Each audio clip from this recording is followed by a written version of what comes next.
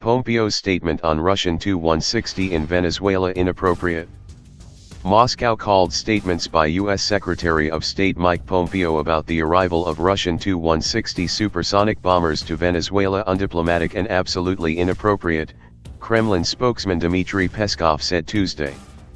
Of course, it's not the Kremlin's business to comment on the Secretary of State's statements, it's certainly the Ministry of Foreign Affairs.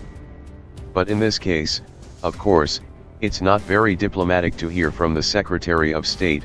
It's quite a serious accusation when he voices such words regarding the Russian leadership.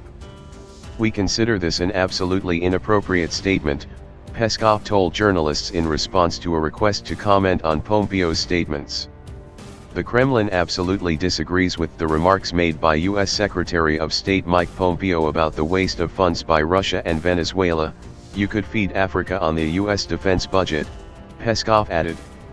Venezuelan Defense Minister Vladimir Pedrino Lopez explained on Tuesday the presence of the Russian Aerospace Forces aircraft in the country, saying that the Russian airplanes arrived in Venezuela for joint flights with the country's airplanes and posed no threat.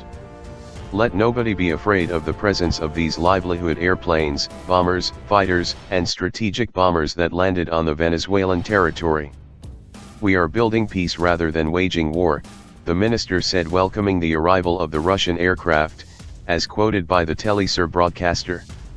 According to the minister, the joint flights with the Russian aircraft are aimed at training Venezuela to protect itself against any aggression. Earlier in the day, Pompeo referred to the Russian and Venezuelan governments as two corrupt governments squandering public funds, and squelching liberty and freedom while their people suffer after Russia's two supersonic bombers had carried out a flight from Russia to Venezuela.